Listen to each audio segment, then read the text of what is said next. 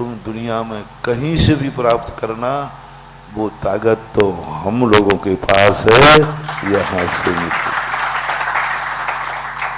हमारे पास दवाई नहीं है, सुनना, मेरे पास कोई दवाई नहीं है, हमारे धर्म डॉक्टर नहीं है, पर हमारा धर्म के पास एक ताकत है कि तुम्हें डॉक्टर तक पहुंचा सकता है और तुम दवाई पा सकते हो। वो ताकत हम देंगे, वो ताकत धर्म देता है कि दवाई यदि है तो वो तुम्हें प्राप्त हो जाएगी। ये साधन, ये शक्ति हम देते हैं। तुम्हें धन कमाना है, मैं धन नहीं दूंगा, मैं व्यापार नहीं दूंगा,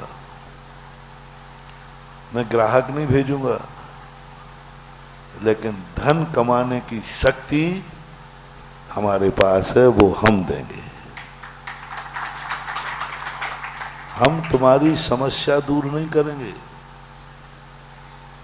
तुम्हारे रास्ते में कांटे हैं, तुम कहो कि मैं तुम्हारे कांटे के रास्ते में झाड़ू लगा दूं, वो उम्मीद मत करना रे।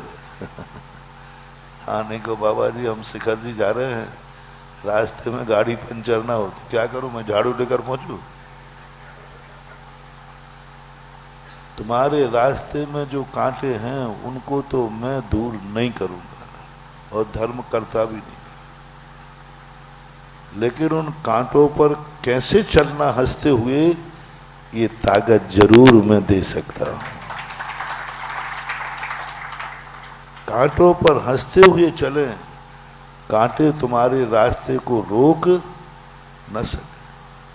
कांटे तो नहीं हटाऊंगा, लेकिन कांटों में कैसे गाड़ी चलाना, इस चलाने की कला हमारा धर्म सिखाता है।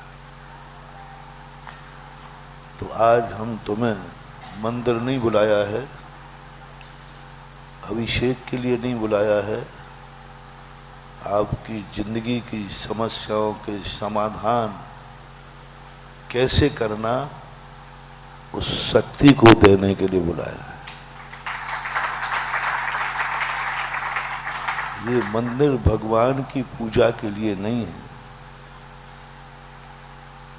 ये पूजाएं भगवान के जयकारा के लिए नहीं है। ये मंदिर भगवान आपकी समस्याओं के समाधान के लिए। जैन दर्शन ने मंदिर इसलिए नहीं बनाए कि भगवान की जय जयकार होती रहे, उनकी जय जयकार तो हो गई, तुम क्या करोगे? उनकी जय जयकार तो अपन क्या करेंगे, उनकी पूजा अपन क्या करेंगे, वे तो पूज्य बन गए, अपनी पूजा से उनको कोई सरोकार नहीं है। हम पूजा करते हैं अपने लिए, हमारी समस्याओं का समाधान होना चाहिए। हम भगवान से हमेशा कहते, भगवान मैं आपके लिए मंदिर नहीं बनाऊंगा। मैंने आज तक किसी भगवान के लिए मंदिर नहीं बनवाया और बनवाऊंगा भी नहीं, क्योंकि एक दो बात है। पहली बात तो भगवान को मंदिर की जरूरत नहीं, और जैसा मंदिर बनवाते हैं, जैसा मंदिर भगवान का चाहिए, वैसा ना मेरी और ना मेरे भक्तों की औकात है। हम उनके जैसा मंदिर बना ही नहीं सकते। उनको तो कुबेर जैसे समूषण बनाते हैं, हम क्या बनाएंगे? तो फिर क्यों बनाओ? और सबसे ज्यादा मंदिर मैं ही बनवाता हूं।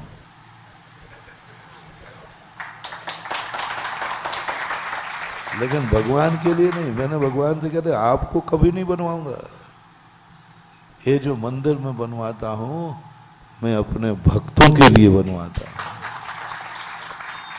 इनके संकट दूर हों। आप पर तो संकट ही नहीं, आपको क्या लेना देना। इनके संकट दूर हो। मैं पूजा आपकी नहीं करा रहा हूं, मैं अपने भक्तों के पापों का नाश करा रहा हूं। आपका अभिषेक नहीं कराऊंगा, आपको कोई गर्मी चढ़ती नहीं है, प्यास लगती नहीं। दो ही कारण है नहाने के, गंदे होते नहीं। या तो गंदे हो सो नहाओ, या गर्मी चढ़े तो नहाओ, या प्यास लगे तो नहाओ।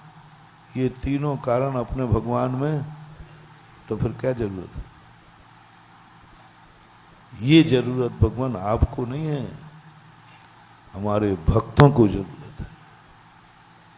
आपके लिए अभिषेक नहीं, आपका अभिषेक है। जो भगवान के लिए अभिषेक करता है कि आज किसी ने अभिषेक नहीं किया, चलो मैं कर दूं, ये पाप कभी मत करना। भगवान के लिए कभी अभिषेक मत करना, ये पाप नहीं करना। भगवान का अभिषेक करना, भगवान के लिए नहीं करना। समझ रहे ना? अभिषेक किस लिए करना? अपने पाप धोने के लिए, भगवान को धोने के लिए नहीं, अपने पाप। हमारे पाप धुल जाएं भगवान, यही तो अतिशय है। किसी व्यक्ति ने पूछा कि मंदिर में सबसे बड़ा अतिशय क्या है इस पंचम काल में? मैंने कि आज तक दुनिया में कोई व्यक्ति बताओ कि कोई व्यक्ति नहावे और दूसरा फ्रेश हो जाए। नहा कोई रहा है और फ्रेश कोई, ऐसा कभी हुआ? नहीं हुआ। हमारे मंदिर में होता है, नहाता भगवान है और फ्रेश भक्त हो जाता है। नहन भगवान का होता है और मैल ताम श्री कलमस गणोन्मथ नाय देवो। हे भगवान, मैंने ऐसा अतिशय नहीं देखा। मैं कलश आप पे ढाल रहा हूं और फ्रेश मैं हो रहा हूं, मेरे कलम, ये सबसे बड़ा अतिशय।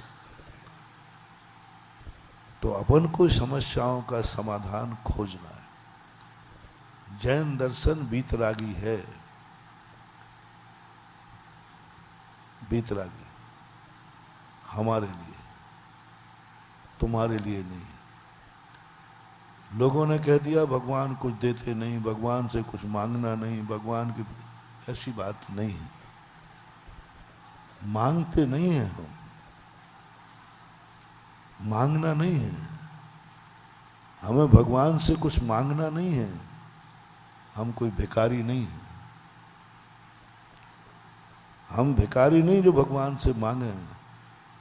हम बेटे हैं, भगवान की वसीयत के अधिकारी हैं।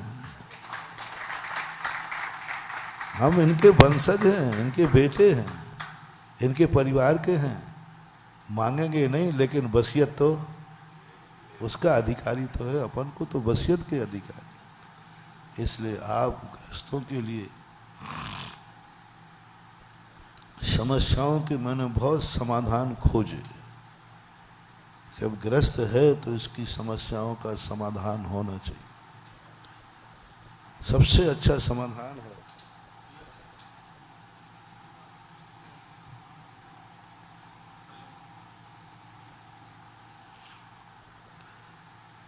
गृहस्थी से मुक्ति पा जाओ, बाबा जी बन जाओ।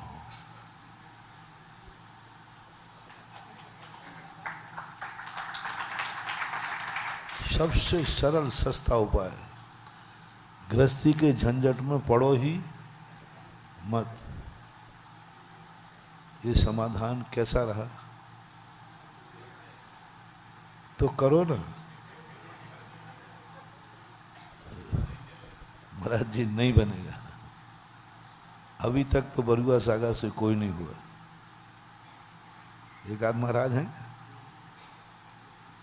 नहीं बनेगा, कर भी नहीं पाए, और अभी कोई वर्तमान में उम्मीद भी दिख नहीं रही। भविष्य का नहीं कह सकते। दूसरा समाधान है कि तुम व्रत प्रतिमाएं लो, शब नहीं ले पाओ। तुम कम से कम 8 दिन में 1 दिन उपवास करो। तो तुम मना कर दोगे महाराज सबके बस की बात, अनंत चौदस का हम कैसे करते हैं वो तो है नहीं बनेगा। अब मैं कहूं कि तुम बड़े बड़े दान दो,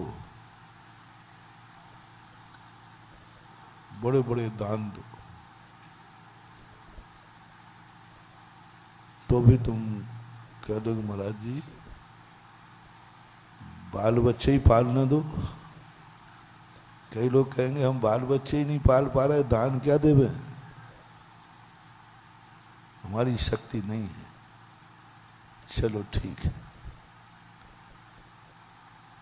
सब चीज में तुम बहाना बना दोगे। मैंने सब खोजने के बाद जब देखे तो मैंने ही खुद कह दिया, जनवाणी माँ ये समाधान में बहुत सारे भक्त नहीं आ पाएंगे। वो ये कहेंगे महाराज जी हमें जो समस्याएं हैं ये बनी रहने दो, हम ये तो नहीं कर पाएंगे। कोई ऐसा उपाय बताओ जिसमें ये बहाना न बना पाए। खोजते खोजते खोजते बरसों के खोजने के बाद एक मिला समाधान, जिसका नाम है अभिषेक। गृहस्थ को सारी क्रियाओं में जितनी आपकी क्रियाएं, सबसे सस्ता, सबसे कम समय वाला और सबसे शक्तिमान। अभिषेक में कितना समय लगता है? 5 मिनट 10 मिनट। खर्च कितना है? एक कलशिया पानी बरुआ सागर में कितने रुपया का? फोकट, विदाउट कॉस्ट, फोकट का है। समय कम है और लाभ इतना है गृहस्थ की, जितने भी हमने समस्याएं देखी, जो समस्याएं गंदोदक से दूर होती हैं वो किसी दूसरे से नहीं। 700 कोड़ियों के कोड़ दूर हुए किसी और कार्यमाला से नहीं, मंत्र से नहीं, मुनि महाराजों के आशीर्वाद से नहीं। कोटि भट्ट राजा श्रीपालों को सैकड़ों महाराजों ने आशीर्वाद दिया, कोड़ दूर, मालाएं फेरी गई, जाप किए गए, यज्ञ किए गए, राजकुमार थे, लेकिन उनका कुष्ठ दूर नहीं हुआ। कुष्ठ दूर हुआ तो कैसे हुआ? भक्तांबर के अंदर सारी चीजें कहीं। उनका ऐसी बीमारी जिसका कोई इलाज ही नहीं हो रहा है, उद्भूत भीषण जलोदर भार भोगना, सोच्याम दशा मुपगता च्युत जीविताशा। मरने की भी आशा छोड़ दी है, कोई नहीं बचा सकता। पूज्यवर मानतुंगाचार्य कहते हैं क्या हुआ? बोले बस जीवित आशा, अब जीने की कोई आशा नहीं है। सब ने मना कर दिया, डॉक्टरों ने मना कर, सब ने कर दिया। पूज्यवर मानतुंगाचार्य कहते हैं एक काम और कर लो, मर तो रहे हो, 2 बूंदें गंधोदक की लगा लो अभिषेक करके, शायद जी जाओ। मैंने एक प्रैक्टिकल किया। एक स्थान पर एक व्यक्ति जुलूस चल रहा था, उसमें एक व्यक्ति को अटैक आ गया, गिर गया। गिरते ही शांति धारा चलनी थी, तो महाराज जी उसको ऐसा हो गया, मैंने शांति धारा करा दी। तो गंधोदक मैंने देने के लिए हाथ में ले लिया, मैंने कहा जाओ उसको ये गंधोदक लगा दो। उससे आया महाराज जी वो तो चला गया। मैंने कहा उसके नाम का गंधोदक मैंने हाथ में ले लिया, इसका क्या होगा? क्योंकि मैंने जो गंधोदक लिया था उसके नाम का हाथ में लेकर के, और देन मैंने कि उसके नाम का गंधोदक है, इसका क्या होगा?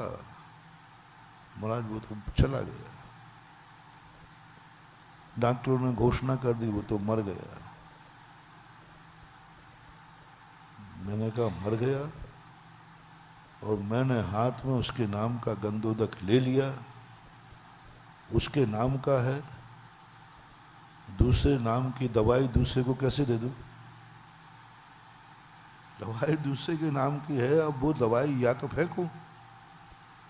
आप लोग बताएं भाई, किसी की दवाई है और वो मर गया तो किसी दूसरे को खिला देना चाहिए या फेंकना चाहिए?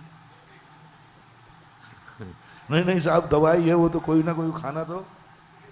अब मैंने कहा ये तो दवाई है, इसको तो मैंने दवाई बना के दिया है, अब इसको फेंक सकता नहीं क्योंकि गंदोदक है, और दूसरे को लगा नहीं सकता क्योंकि दवाई।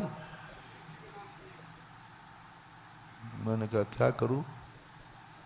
मैंने कहा मर गया तो मर गया, जाओ उसकी डेड बॉडी को गंदोदक लगाओ, उसकी दवाई है वो ही जाने, उसकी दवाई है उसी को लगा दो। बोलो बोलो मर गया, सब रोने बैठ गए।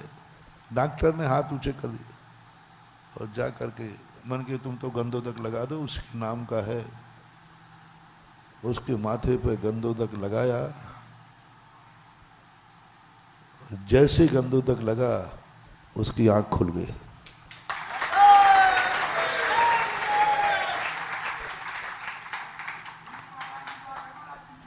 भीलवाड़ा की बात है। डॉक्टर अचंभित हो गए कि ये कैसे हुआ। मैंने कहा उसके नाम का गंदोदक था, उसको लेना पड़ेगा, और उसने गंदोदक लिया। हमने कहा अब मरे तो मर जा भाई, तो अब मरना है तो मर जाए, ऐसा होता है। तो एक ऐसी बात पूज्यवर मानतुंग आचार्य महाराज ने कही, और उसी चीज को आप लोगों के पास है, और आप लोग ऐसी औषधि से वंचित रहते हो। आप अभिषेक को ज्यादा नहीं गिनते, आप यूं मान लेते हैं, और इस चीज को इतनी सस्ती सरल चीज है जिसे देवता भी नहीं छोड़ते। देवता जन्म के समय और क्रिया करें या नहीं करें, वो सबसे पहले अभिषेक करते हैं। और ये गंदोदक इतना महान है, इतना महान है, एक आचार्य परमेष्टि से भी, एक मुनिराज से भी श्रेष्ठ है। जिसे मुनिराज भी सिर पे धारण करते हैं। 100 लोगों को दीक्षा दी किसी महाराज ने, मुनि महाराज बनाए, और एक श्रावक ने उसी समय अभिषेक बनाया। दोनों सामने आए, अधिक पूजनीय कौन है, 100 महाराज या गंदोदक? और गंदोदक को बनाने का अधिकार किसको है ना? तुम्हें इतना बड़ा अधिकार दिया कि जो महाराज से भी ज्यादा है। महाराज 100 मुनिराज बनाने के बाद भी उतना पूज्य नहीं बना पाए जितना तुमने जल को गंदोदक का रूप दे दिया। इतना बड़ा कार्य तुम्हें मिला है, और वह भी अभी गंदोदक जो है, आप लोगों ने गंदोदक को बदनाम कर रखा है। लोग कहते हैं महाराज आप गंदोदक की महिमा बताते हो।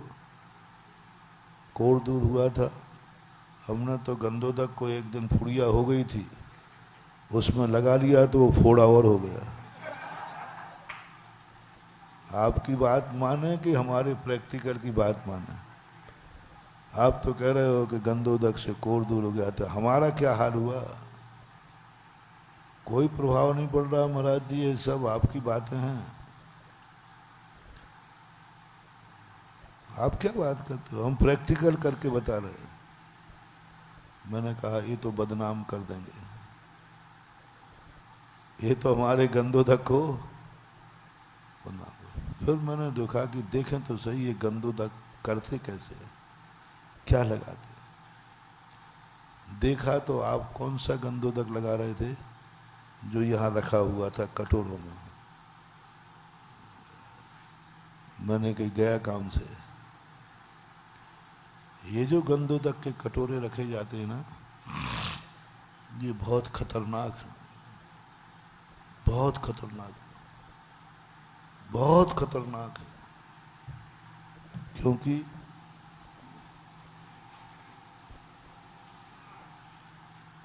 किसने किस भावना से गंधोदक बनाया है तुम्हें पता है? तो फिर जैसे मैंने कहा ना, मैंने गंधोदक उसके नाम से लिया, किसको दे दूं? किस भावना से गंधोदक बनाया है? सपोज कीजिए, मैं हमेशा उदाहरण देता हूं, दो व्यक्तियों में केस चल रहा है। एक व्यक्ति सुबह आया, अभिषेक किया, और अभिषेक करते समय भावना भाई कि भगवान आज मैं केस में जीत जाऊं, अंतिम बहस है और हमारा प्रतिपक्षी हारना चाहिए और मुझे जीतना चाहिए। ये भावना ग्रस्त को आ सकती है कि नहीं? बोलो, आ सकती। और वो अभिषेक कर गया और वो ही गंधोदक इन कटोरों में आ गया। बाद में आप 9-10 बजे आए, वो वही गंधोदक तुमने लगा लिया जिसमें तुम्हारे हारने की भावना भाई थी। तंत्र विद्या कहती है जिसके नाम से जो किया जाए, यदि वही उसको ले लेता है तो समझ लेना उसका अभिषेक करना सफल हो गया। तुम हारोगे, जीतते होगे तो हारोगे, सत्यवान होगे तो हारोगे, क्योंकि तुमने वह गंधोदक लगाया है तुम्हारे हारने की भावना की गई थी, उसमें गंधोदक में थी। अब बोलो क्या करोगे? महाराज गंधोदक लगा के तो गए थे, हम तो हार गए। अरे हार नहीं था, क्योंकि वो बनाया ही आपको हारने के लिए था। यही तो अतिशय है भगवान मंद अभिषेक का, कि तुम्हारे हारने की भावना थी उसकी और तुमने लगा लिया। अलग अलग भावनाएं हो सकती कि सबकी एक ही भावना है, तो फिर उसमें तो तुम्हारी भावना तो है ही नहीं, तुम्हारी भावना तो है ही नहीं उसमें। अब ऐसे गंधोदक आपको कार्यकारी नहीं होंगे, फिर गंधोदक को बदनाम करते हो।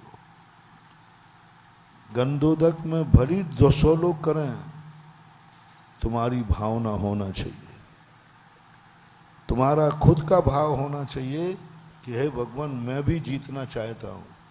फिर अभिषेक करेगा, जाओ सत्य जीतेगा, असत्य हारेगा। लेकिन तुम्हारी भावना होना चाहिए उसमें।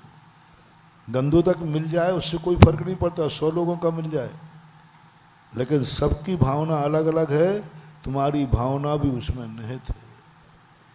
इसलिए अभिषेक कौन सा कार्यकारी है?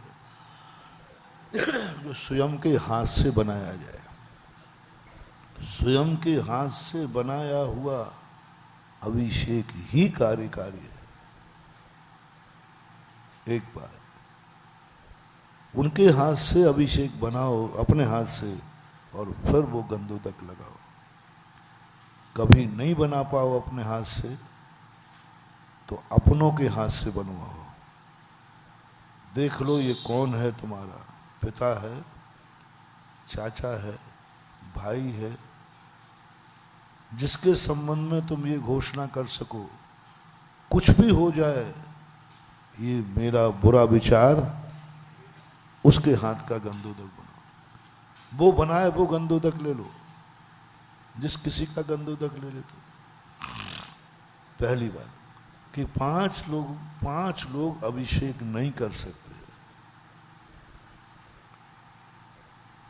बाकी जैन कुल में देव दर्शन विधि नहीं है।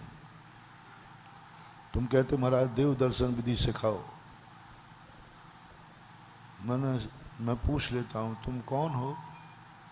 जैनियों को देव दर्शन विधि नहीं है। किसी शास्त्र में देव दर्शन विधि जैनियों के लिए लिखी ही नहीं। जो जैन दर्शन देव दर्शन विधि करता है, देव दर्शन करता है, वो मर के मनुष्य तो जरूर बनेगा लेकिन उच्च कुल में जन्म लेगा। जैनियों को देव दर्शन है ही नहीं, किसी भी शास्त्र में नहीं लिखा। जैनी को तो देव पूजा है, देव दर्शन नहीं। देव दर्शन वो करें जो पापी हैं, देव दर्शन वो करें जो नीच कुल में जन्मे हैं, देव दर्शन वो करें जो कोड़ी कुष्ठी है, देव दर्शन वो करें जो पशु है। हाँ, 5 लोगों के लिए देव दर्शन है जो अभिषेक नहीं कर सकते। पहला कौन है? पशु। पशु अभिषेक नहीं कर सकते। आप लोग कौन हैं? पूछने में कोई बाधा नहीं। हाँ, पशु हो कि मनुष्य? दिखते तो नहीं। हमारे यहाँ पशु धर्म करत संसार सुख, धर्म करत निर्वाण, धर्म पंथ साधे बिना नर त्रियंच समान। चलो मान लेता हूं कि मनुष्य हो, मान लेता हूं अभी थोड़ी देर। आप दूसरा अभिषेक नहीं कर सकता, नीच कुलीन आदमी, शूद्र आदमी। तुम कौन हो? शूद्र हो या जैन हो? पक्का पूछना। बल्दियत से हो कि बल्दियत से जैन हो कि तुम ही जैन हो? बाप भी जैन थे कि नहीं? बोलते नहीं हो? होते। ऐसा नहीं कि तुम हरिजनों के बेटे हो तो बता दे भाई, अभी बता दे।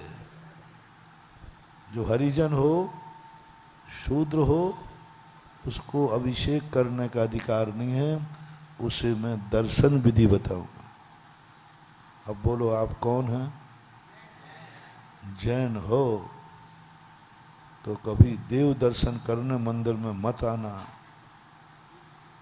ये अधिकार तुम्हें मिला है अभिषेक पूजा करने का। ऊंचा पद पाकर नीचे के कार्य करो, इससे बड़ा निंदनीय क्या होगा? कार्य पद कौन सा है तुम्हारा? ऊंचा। तुम अभिषेक कर सकते पूजन, और तुम देव दर्शन करते हो तो ऊंची दुकान। और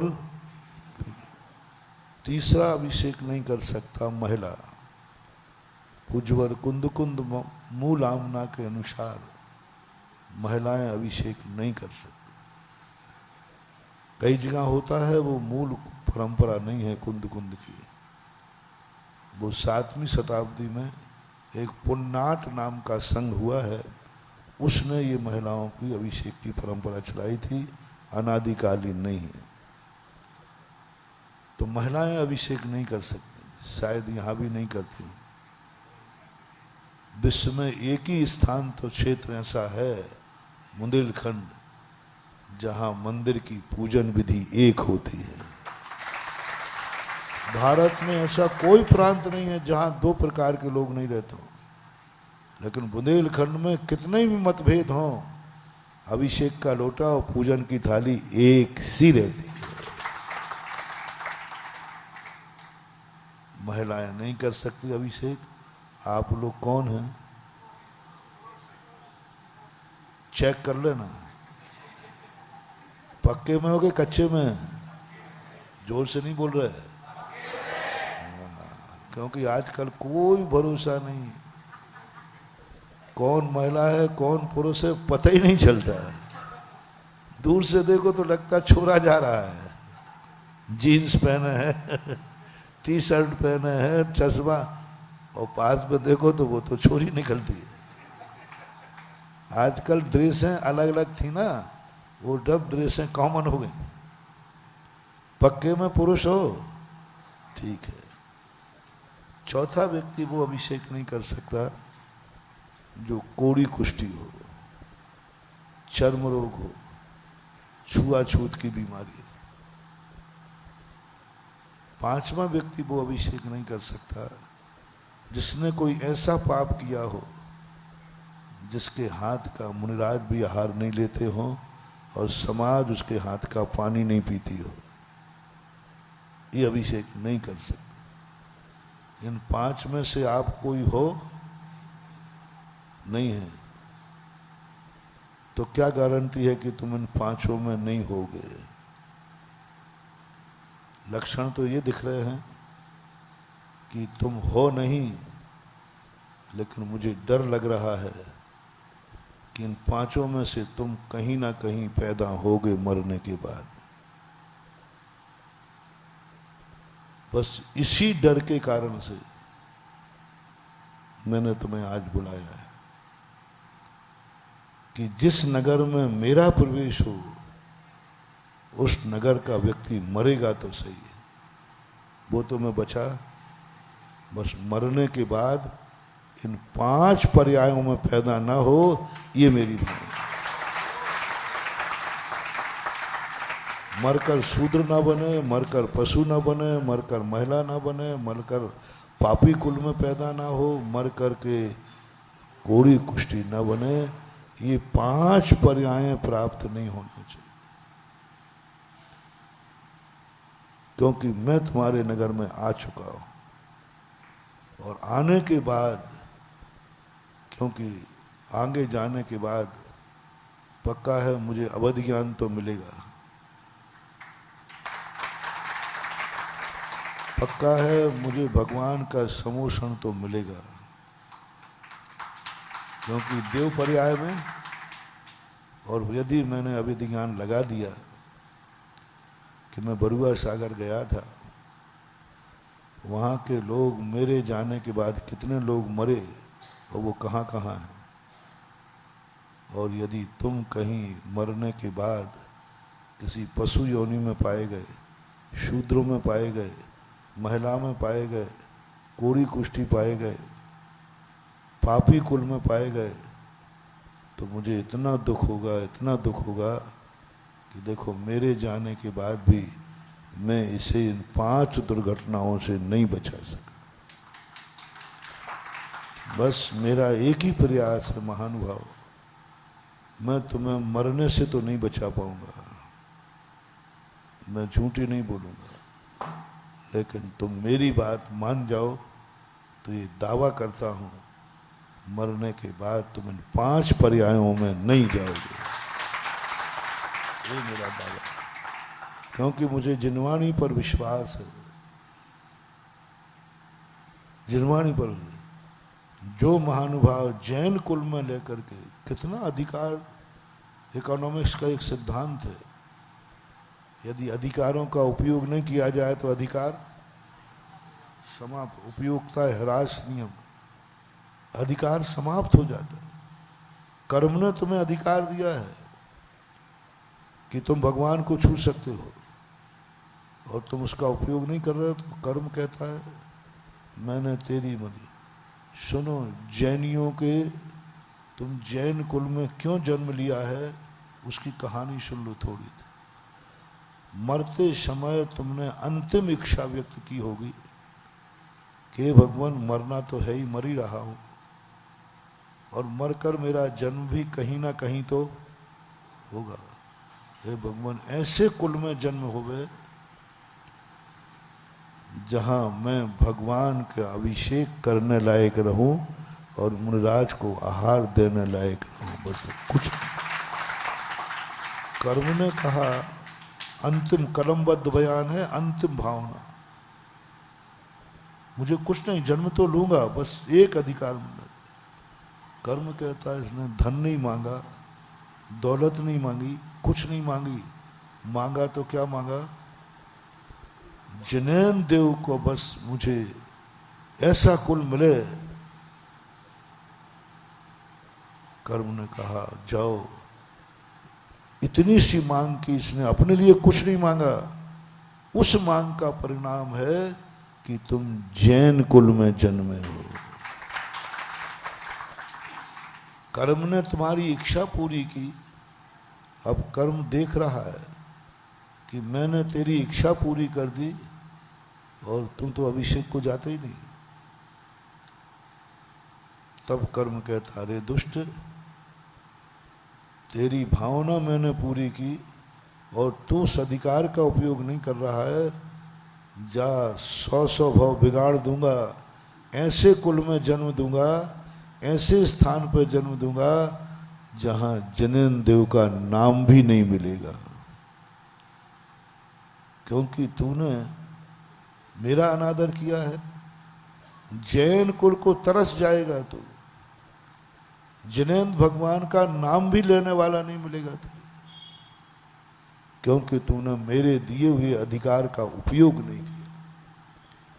ये डर मुझे लगा शास्त्रों में पढ़ करके, तो मेरा कर्तव्य था कि मैं आया हूं, तुम बचो या न बचो, लेकिन कम से कम मुझे संतोष होगा कि मैंने अपना कर्तव्य तो पूरा किया।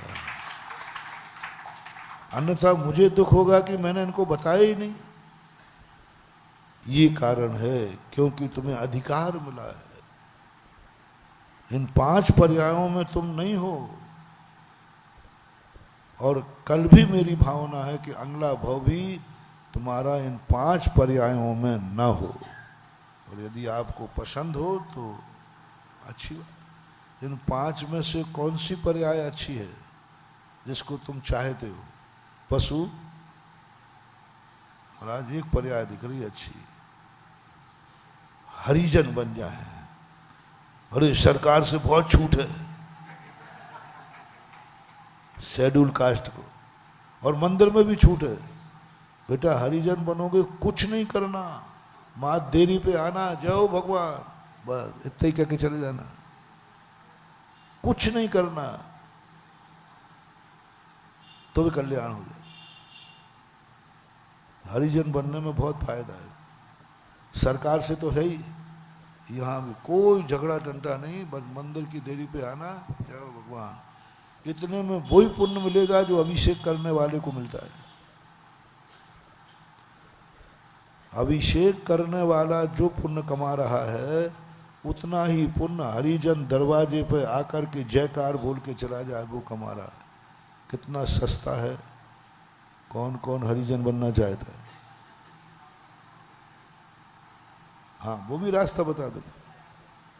नहीं बनना चाहते हो तो भूल मत करो। दूसरी बात है कि ये जो मंदिर बनाए जाते हैं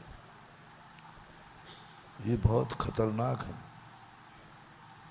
इनको या तो ये भावना भाव तुम लोग, अच्छी बात बता रहा हूँ, हितकारी बात बता रहा हूँ, अहितकारी तो बताऊंगा नहीं। तुम अपना मकान, तुम अपना व्यापार, तुम अपना परिवार उस गांव में बसाओ जिस गांव में जिनेन्द्र देव का मंदिर ना हो। बहुत फायदे में रहोगे, बहुत फायदा है। कोई मंदिर नहीं आने का दोष नहीं लगेगा। अभिषेक नहीं कर रहे हो तो नहीं लगेगा। बस एक ही बात कहना है, हम महाराज लोग पहुंचेंगे कि भैया आप अभिषेक करते हो कि नहीं मंदिर, एक ही शब्द कहना, मंदिर है ही नहीं। कर्म भी पूछेगा, था ही नहीं मंदिर। बहुत बढ़िया रास्ता है, सरल सस्ता, लेना एक ना देना दो। ऐसे स्थान पर तुम अपना रहवास बनाओ जहां जिनेन्द्र देव का मंदिर ना हो। जिनके यहां हो बेच बाच के पधारो। क्या मंजूर है? ठीक है, आशीर्वाद दे दूं, तुम्हारा मकान वहां बन जाए जहां जिनेन्द्र देव का मंदिर ना हो। बहुत फायदा है, मैं कह रहा हूं। देखो फायदे का सौदा बता रहा हूं, सरल सस्ता फायदे का सौदा है। मान जाओ, देखो मान जाओ। कौन चाहेगा? नहीं चाह रहा। अब मैं क्या करूं? सरल रास्ता बताया तुम्हें मंजूर नहीं, तो अब सुन लो क्या चाहते हो। महाराज जी मंदिर, हमारा मकान तो उसी गांव में हो, जन्म जन्म तक हो, जहां जिनेन्द्र देव का मंदिर हो। बहुत खतरा मोल ले रहे हो ये आशीर्वाद लेकर, कहीं बर्बाद मत हो जाना, कहीं अपना विनाश मत कर लेना। ये वरदान को तुम सहन कर पाओ, बहुत मुश्किल दिख रहा है। यदि मंदिर है, मिल गया, बरुआ सागर में मंदिर है। ये मंदिर इतना ज्यादा खतरनाक है, इतना ज्यादा, बहुत ज्यादा। मैंने कल कहा था ना, ये मंदिर, ये गुरु दीपक के समान है।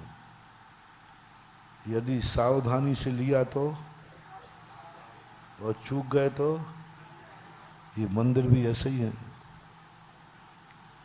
यदि ये मंदिर हमारे लिए बनाए गए और हमने उपयोग नहीं किया तो ये नकारात्मक ऊर्जा देते।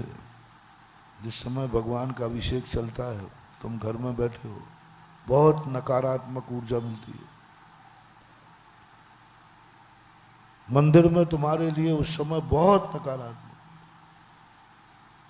ऐसी निधत्त निकाचित कर्म का बंद होता है। जनेन देव का मंदिर है और उस समय तुम मंदिर में नहीं हो, उस समय इसकी बाहर की ऐसी रेज निकलती है, अजैन के घर में नहीं घुसेगी वो, क्योंकि उसके लिए मंदिर बनाया ही नहीं गया।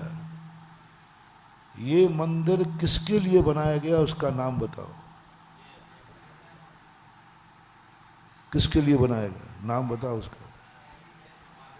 जिसके लिए बनाया गया है उसी को बर्बाद होना है और उसी को आबाद होना है। आप तो नाम बता दो, ये मंदिर किसके लिए बनाया गया। बोलते नहीं, समाज के लिए ना। किसके लिए नहीं बनाया गया वो हाथ उठा दे।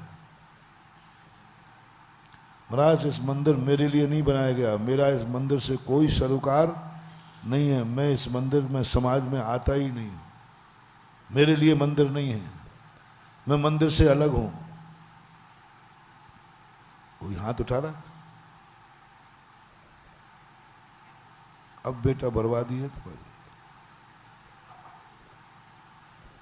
या तो आज अलग हो जाओ कि हमारा मंदिर से कोई लेना देना नहीं, ये मंदिर हमारे लिए नहीं बनाया है, हम बरुआ सागर की समाज में नहीं आते हैं, तो बच जाओगे, तो बच जाओगे।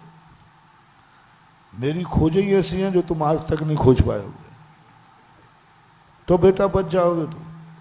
कि मैं समाज में आता नहीं हूं, ये मंदिर मेरे लिए है नहीं, मेरा इस मंदिर से कोई सरोकार नहीं, मेरा परिवार का कोई संबंध नहीं।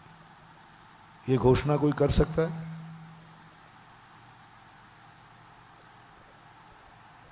हाँ, बोलते नहीं हो। बोलो, ये मंदिर से तुम्हारा संबंध है कि नहीं? ये तुम्हारे लिए बनाया गया कि नहीं? बस अब बर्बादी है तुम्हारी, अब कोई नहीं रोक सकता। जो चीज तुम्हारे लिए बनाई जाए उसका तुम ही उपयोग नहीं करो। माँ तुम्हारे लिए भोजन बना के रखे और तुम ही नहीं खाओ, तो उस माँ की दशा बताओ क्या होगी। सब लोग अपनी अपनी मम्मियों से पूछ लेना, उन्होंने बेटे के लिए बना के रखी, बहुत बढ़िया मिठाई बना के रखी, बहुत बढ़िया भोजन बना के रखा, और जिसके लिए बनाया था उसी ने नहीं खाया और वही नहीं आया, तो बोलो माँ को खुशी होगी या दुख? माँ को खुशी होगी, अच्छा रहा छोकरा नहीं आया, बच गई, मैं खा लूंगी। नहीं, माँ को खाने में मजा नहीं आता, माँ को बेटे को।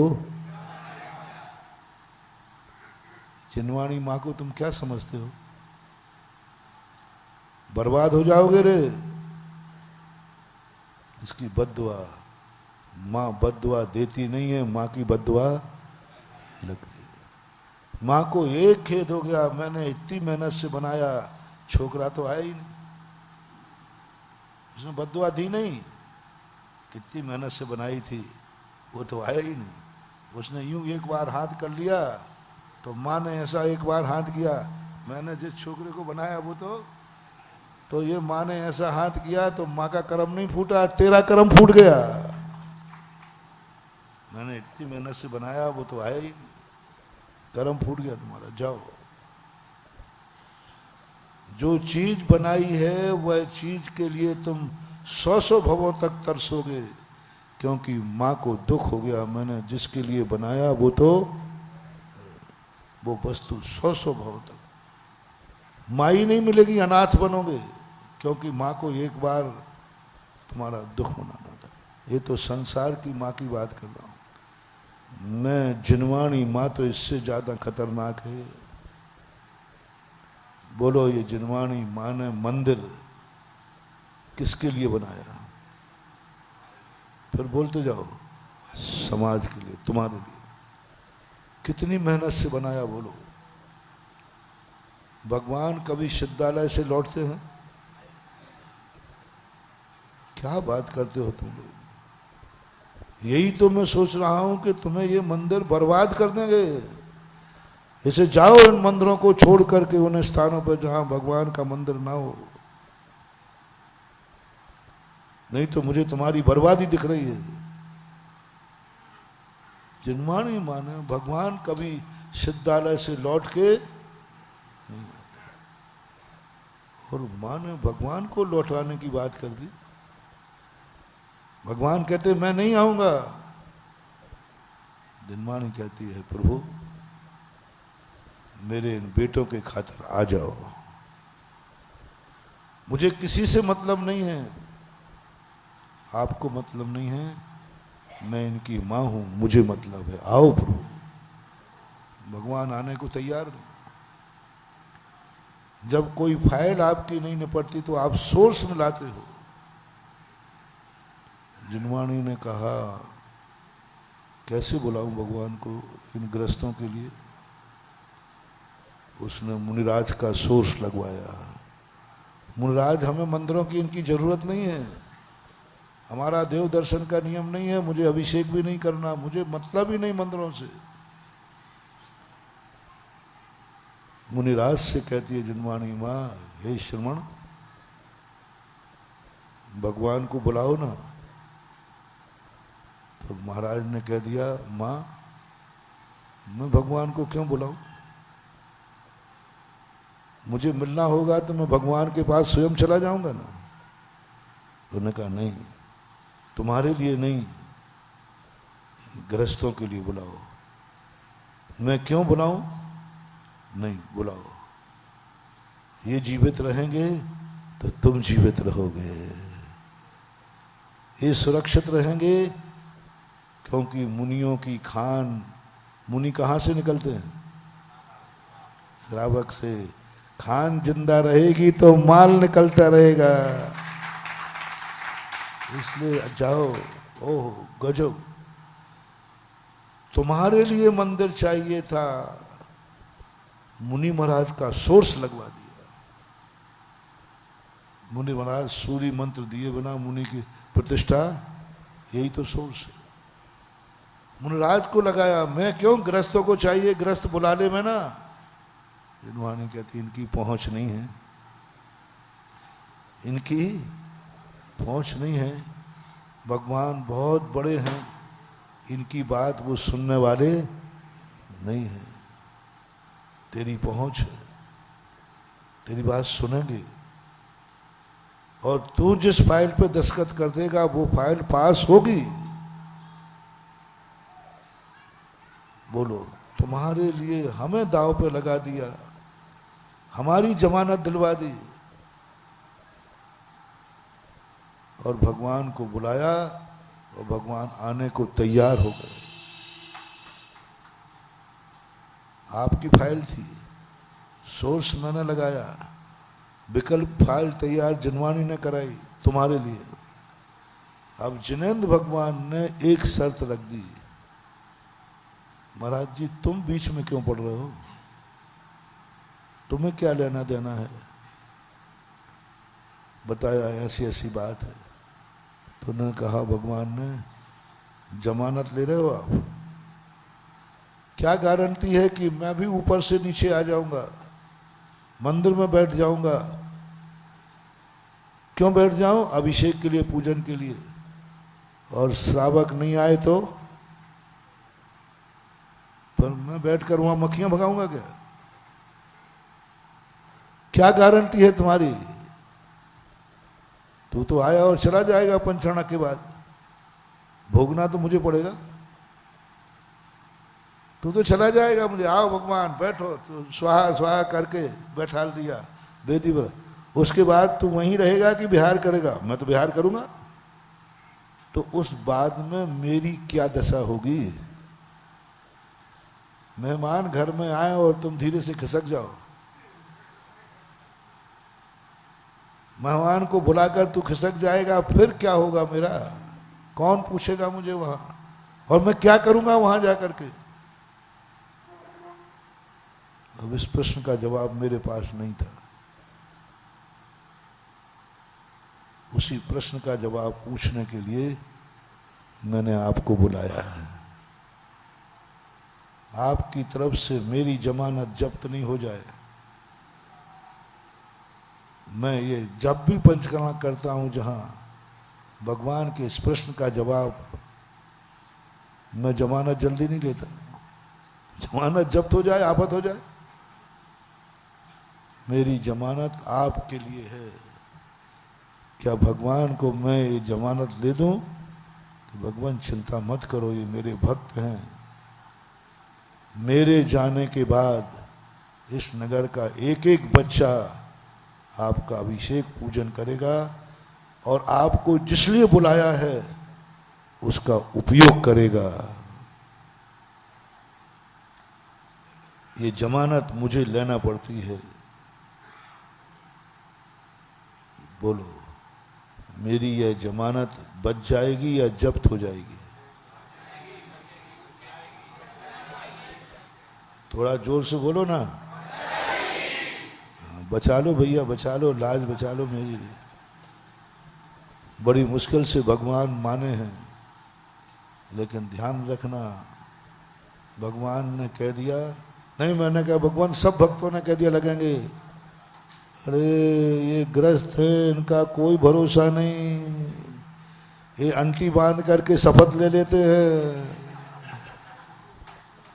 इनका कोई भरोसा नहीं करना, ये बिना पेंदी के लोटे हैं, सब हाँ हाँ कह रहे हैं और बाद में सो इनका भरोसा मत करना। तो भगवान क्या करूं, भरोसा तो करना पड़ेगा, अब क्या करूं? फिर भगवान ने अपना ध्यान रख ले। फिर जिस नगर में मैं बैठूंगा और जिसके लिए मैं बैठूंगा, यदि उसने वो कार्य नहीं किया तो फिर वो बर्बाद हो जाएगा। ये मेरी हिदायत है। तेरी जमानत जब्त तो होगी, लेकिन जो तेरी जमानत जब्त कराएगा वो बर्बाद हो जाएगा। मैं घबरा गया, मन आया भगवान फिर तो आप जाओ मत,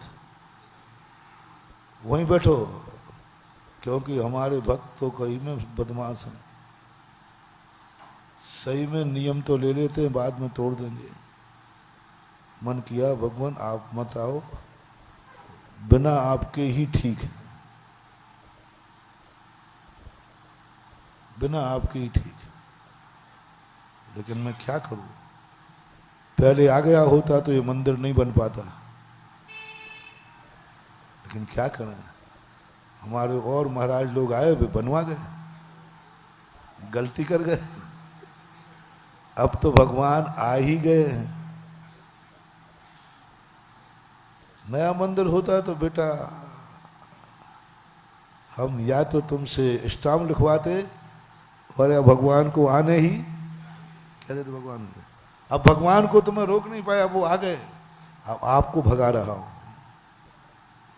भागो, वहां भागो जहां मंदिर ना हो। अब मंदिर तो यहां आ गया, आपको करो भागो, नहीं तो ये मंदिर बर्बाद कर देंगे तुम्हें। मुझे मालूम है तुम्हारे लिए जिनवाणी ने सब कुछ किया, और जो उपयोग नहीं कर रहा है, धमकी नहीं दे रहा हूं, जिनेंद्र भगवान की साक्षी में बोल रहा हूं, बर्बाद हो जाओगे, 100 भवों तक बर्बाद होगे। जिनेंद्र भगवान का नाम सुनने में नहीं आएगा। ऐसे कुल, ऐसी जाति, ऐसे क्षेत्र में तुम्हारा जन्म होगा। इसलिए मेरा कहना मान जाओ, मेरी भी या हमारे महाराज लोग, उनकी जमानत जब्त नहीं होगी। आपको भी जब तक मोक्ष नहीं मिलेगा तब तक आपको जैन कुल मिलता रहेगा। मात इसलिए कि मंदिर मेरे लिए है, भगवान मेरे लिए है। महाराज दर्शन कर लूंगा ना, देव दर्शन कर लूंगा, नहीं, मैंने पहले ही मना कर दिया। सुनो, देव दर्शन जिस समय होता है ना, भगवान में वो ताकत नहीं होती। 24 घंटे में भगवान की शक्तियां बढ़ती हैं। जिस समय भगवान पांडुशिला पे आते हैं ना, उस समय भगवान दाता बन के आते हैं। सबसे ज्यादा पावरफुल, सबसे ज्यादा तुम्हें कोई शक्ति भगवान से चाहिए है तो जिस समय भगवान अभिषेक के लिए बैठे हैं उस समय बहुत दाता बन के बैठते। भगवान कभी श्री पर नहीं बैठते, अपनी गद्दी पर बैठते हैं, श्री पर नहीं बैठते, राम बीजाक्षर पर बैठते। लेकिन अभिषेक के समय भगवान श्री पर बैठते हैं, महत अभिषेक के समय। क्यों? अभिषेक के समय का भगवान मात्र श्रावकों के लिए है, तुम्हारे लिए ही बैठे हैं। क्योंकि गृहस्थ को लक्ष्मी चाहिए, धन चाहिए, 24 घंटे में नहीं मिलेगा। श्री पर वो बैठे इसलिए कि दोनों प्रकार की लक्ष्मियां उनके पास हैं, और उस श्री से स्पर्श करके जो गंधोदक जाएगा वो श्री भगवान को छू रहा है, और भगवान का छुआ हुआ श्री गंधोदक में आ जाएगा, बस वही तुम्हें सुख समृद्धि देने वाला है। तो भगवान जब अभिषेक को बैठते हैं, निपट तुम्हारे लिए, ग्रस्त के लिए, मुनि के लिए नहीं। मुनि के लिए वेदी पर है, चलेगा, लेकिन तुम्हारे लिए यदि कभी भगवान मुख बनाते हैं, इस समय मैं दूसरे पर कृपा नहीं करूंगा, मात्र श्रावक पे करूंगा। मात्र तुम्हारे लिए, एक मात्र तुम्हारे लिए, वो भी जैनी के लिए, शूद्रों के लिए नहीं, अजैन के लिए नहीं, पशु के लिए नहीं, किसी के लिए नहीं। सुनो रे जैनियों, मात्र जब भगवान अभिषेक को बैठे, नियम से शुद्ध जैनी के लिए ही बैठे हैं। उस समय जैनी के लिए जैनी आएगा, वही अभिषेक करेगा, और उसी की हमारे लिए पवारा करना है। 24 घंटे भगवान बैठे हैं वेदी पर, सबके लिए। महाराज के लिए भी है, अजैन आ जाए तो उसके लिए भी है, पशु आ जाए तो उसके लिए। लेकिन अभिषेक के समय मात्र भगवान के पास एक ही संकल्प रहता है, इस समय जो भी वरदान दूंगा वो मां दिगंबर जैनी के लिए ही होगा, अन्य किसी के लिए नहीं होगा। भगवान तुम्हारे लिए बैठे हैं, और तुम देने के लिए बैठे हो, और लेने वाला नहीं है। वो देने को बैठे हैं, लेने वाला नहीं है। ऐसी गलती मत करना, आप लोगों को ऐसी गलती नहीं करना। अपने बरुआ सागर में रहो तो इस गर्व से कहो, लोग कहें आज थोड़ा काम है, नहीं भैया, जिस जिनवानी माँ ने हमारे लिए मंदिर बनाया है, भगवान हमारे लिए पांडुशिला में बैठे हैं, और हम ही वहां नहीं रहेंगे, इतना बड़ा पाप मैं नहीं करूंगा। मेरे लिए भगवान पांडुशिला पे बैठे हैं, और तुम्हारे लिए भगवान पांडुशिला में बैठे, और बरुआ सागर का कोई जैन श्रावक घर में बैठे, बर्बाद हो जाओगे। थोड़ा पूर्व का पुण्य खा लो, अंत में जिंदगी अभिशप्त हो जाएगी। इसलिए आप लोगों को अपने हाथ से जैन कुल में जन्म लिया है। अब आप लोगों के प्रश्न हो सकते हैं,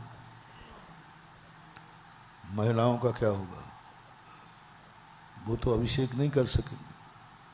हमने कहा ना, महिलाएं अपनों से अभिषेक कराएं। आपको मेरा कहना है,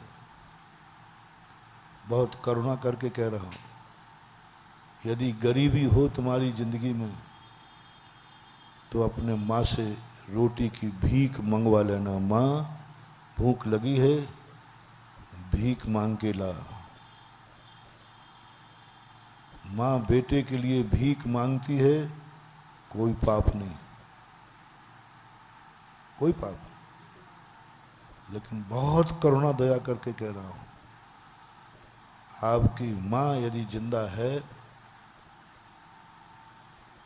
तो कहीं मंदिर में गंदोदक की भीख दूसरे के बेटे से न मांग ले। सावधान, बेटा घर में है और माँ दूसरे के बेटे से बेटा गंदोदक दे दे, ये पाप मत करना, ये भीख मत मनवाना, नहीं तो 100 भवों तक तुम्हें माँ मिलेगी लेकिन माँ की गोदी नहीं मिलेगी, अनाथ हो गए। 100 भाव कह रहा हूं, अनाथ जन्मना पड़ेगा। जन्म लोगे मां मर जाएगी, क्योंकि तुमने तुम्हारे रहते हुए दूसरे के बेटे से गंदोदक की भीख मांग रही मंदिर में। भगवान कहते इसके पास तो बेटा था, इसको तो मेरा बेटा था, इसके पास कहां गया? ओह, गलती मत करना, मेरा दुश्मन भी हो तो मत करना। तुम्हारे जीते जी मां गंदोदक की भीख न मांग पाए, रोटी की भीख मांगे बाजार में तो आपत्ति नहीं,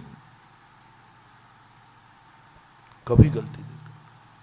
माताओं से मैं कहता हूं, आपका बेटा रहते हुए दूसरे के बेटे के गंदोदक मत लेना, तुम निपुती बनोगी। जो मां बेटे के रहते हुए दूसरे के बेटे का गंदोदक लेती है, वो जन्म जन्मांतरों तक निपुती होती है, संतान का मुख नहीं देख पाएगी, क्योंकि उसने दूसरे के बेटे से गंदोदक की भीख मांगी थी। महानुभाव, यदि आप ग्रस्त हैं तो अपनी पत्नी से भीख मंगवा लेना, लेकिन तुम्हारे जीते जी तुम्हारी पत्नी पर पुरुष के हाथ से गंदोदक की भीख न मांग ले। तुम्हारे रहते हुए वो मंदिर में भीख मांग रही है दूसरे से कि भाई साहब गंदोदक दे दीजिए, तुम घर में बैठे हो। जिस समय उसने हाथ किया दूसरे पुरुष के सामने और तुम घर में बैठे हो, जाओ ऐसे कर्म का बंध होगा, 100 भवों तक भी तुम सम्मूर्छन बनोगे, नपुंसक बनोगे, हिजड़ा बनोगे, क्योंकि तुम्हारी पत्नी गंदोदक की भीख मांग रही है तुम्हारे रहते हुए। अपनी बेटी से कभी भूख मत मांगना, अपनी बहन भैया के रहते हुए गंदोदक की भीख न मांग ले। बहुत गंदा रिवाज चल रहा है, बहुत गंदा रिवाज, कभी गलती नहीं करना। दिखाने वाले भी कहते हैं, वो कहे भाई भैया बेटा मुझे अभिषेक दिखा दो, तुम्हें बड़ा गर्व होता है। हाँ दिखा देता हूं भाई, पुण्य मानते हो? पुण्य नहीं है, पाप कर रहे हो। कोई भाई तुमसे कहे ना बेटा गंदोदक अभिषेक दिखा दे, तुरंत देखना कौन है, और इसका बेटा तो है, तुरंत कह देना माँ जी मैं तुम्हारा बेटा नहीं हूं, अभिषेक देखने का शौक है तो बेटे को बुला लो ना, वो तो आते ही नहीं है, वो तो आते ही नहीं है। तो माँ जी मैं दिखा दूंगा, वसीयत भी मुझे लिख दो ना।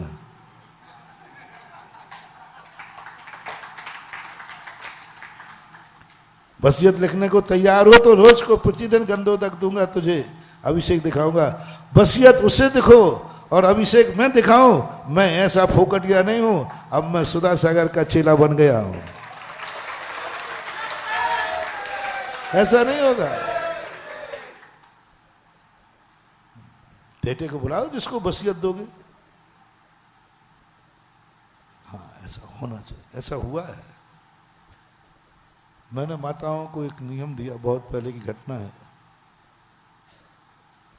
कि तुम लोग नियम करो, अभिषेक देखने का नियम मत करो। बेटा अभिषेक ला के दिखाएगा और गंधोदक देगा तो ही मैं भोजन करूंगा।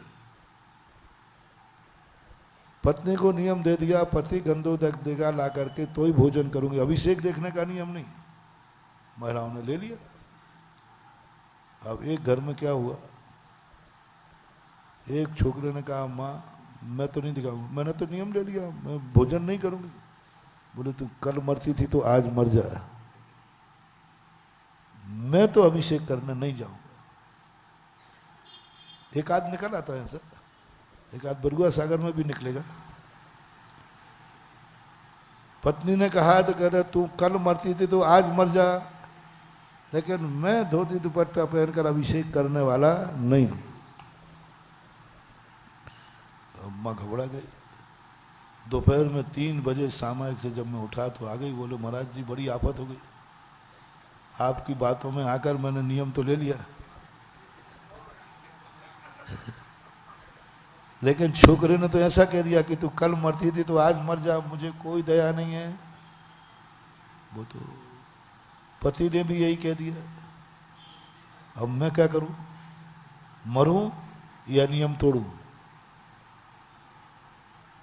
या तो मरूंगी क्योंकि भोजन मिलना नहीं है, और या नियम तोड़ूं, आप बताओ क्या। मैंने कहा माँ जी एक उपवास, 3 तो बज ही गए हैं, एक दिन का तो उपवास कर लो, कल सवेरे छोकरा तुम्हारा है और तुम मेरी भक्तन हो तो सुबह तक गुरु का चमत्कार देख लो। मैंने कहा एक कष्ट करना पड़ेगा, एक वकील को बुलाना, तुम्हारे पास संपत्ति है तुम्हारे नाम की? मुझे सारी संपत्ति मेरे नाम है। मैंने कहा बस अब काम हो जाएगा। मैंने वकील, यथार्थ घटना है, वकील बुलवाया, स्टाम्प बुलवाए। मैंने कहा लिखो जो कल से मुझे प्रतिदिन अभिषेक देगा मैं अपनी सारी वसीयत उसी के नाम लिखूंगी। बाकायदा आजकल के छोकरे पढ़े लिखे हैं, पढ़ लिखे थे। तो मैंने कहा वकील साहब ऐसा लिखना कि लोग सही समझें। स्टाम्प लिखा गया, सही लिखा गया, बस हमने माँ जी को दे दिया, फोटो कापी दी, हमने ओरिजिनल फाड़ देगा तो।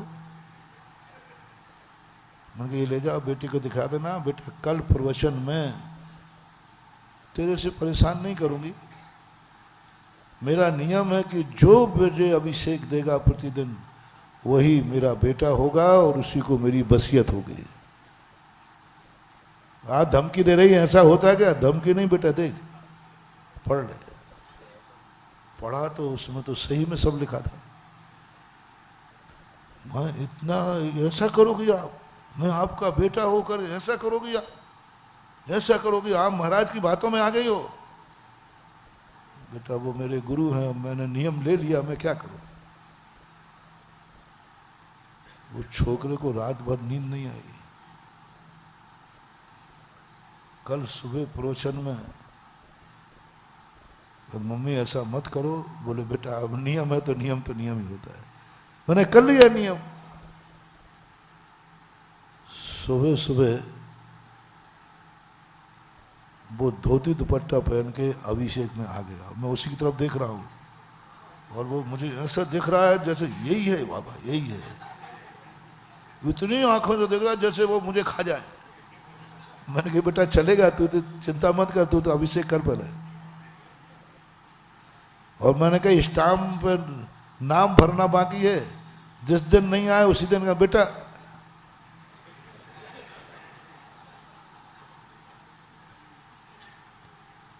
प्रतिदिन अभिषेक करता है। और अब बेटा वो आता है, इतना रोता है, महाराज जी आप मेरे लिए इतने नीचे उतर गए उठाने के लिए, आप मेरे लिए स्टाम्प लिखवा लिया, वकील लिखवा लिया, आप मेरे लिए, आपको क्या पड़ी है? हम अभिषेक को आते और या नहीं आते, आप हमें उठाने के लिए इतना कर सकते हो। मैंने कहा बेटा मुझे मालूम है कि ये जैन कुल और ये तेरी माँ तुझे कितने पुण्य के उदय से मिली और तू इसे खो देता बस इसी दुख के कारण। तो बोलो बरुआ सागर में भी ऐसा ही करना पड़ेगा क्या? नहीं करना पड़े तो कर लूंगा, क्या बात है भाई। बस एक दूसरी तमन्ना मेरी है, बरुआ सागर में तुमने जैसा कहा वैसा हमने किया। तुमने कहा हमारे बरुआ सागर आना है, आ गया कि नहीं? तुमने कहा शहर में पहले आना है,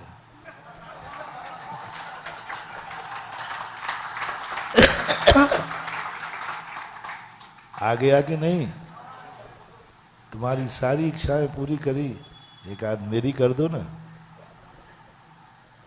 करोगे? नहीं किया तो? नहीं किया तो फिर ध्यान रखना, या तो बुलवाओ मत, महाराज आप अपनी इच्छा अपने पास रखो, हमारी इच्छा पूरी करने के लिए आए थे, हमारी इच्छा पूरी हो गई। और ये भी ध्यान रखना, अपनी इच्छाएं पूरी करा ले और गुरु इच्छा पूरी नहीं करे तो जाओ तुम सब दुर्योधन हो।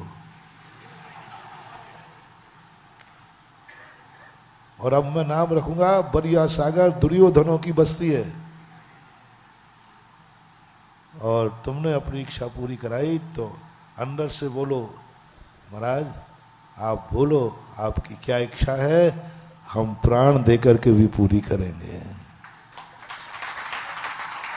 घबराना मत, गुरु और माँ कभी ऐसी इच्छा करेगा ही नहीं जो तुम पूरी नहीं कर पाओ।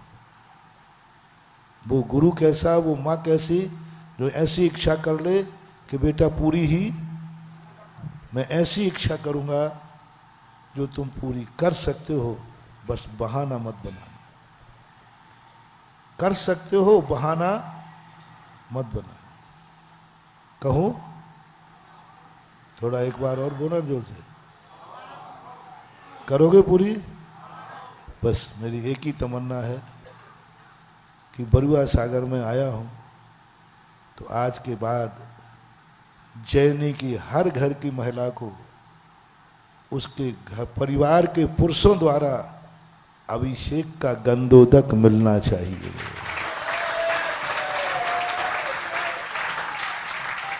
माँ को बेटे के हाथ से, पत्नी को पति के हाथ से, बहन को भाई के हाथ से, बिटिया को इनके हाथ से गंधोदक मिलना चाहिए। बस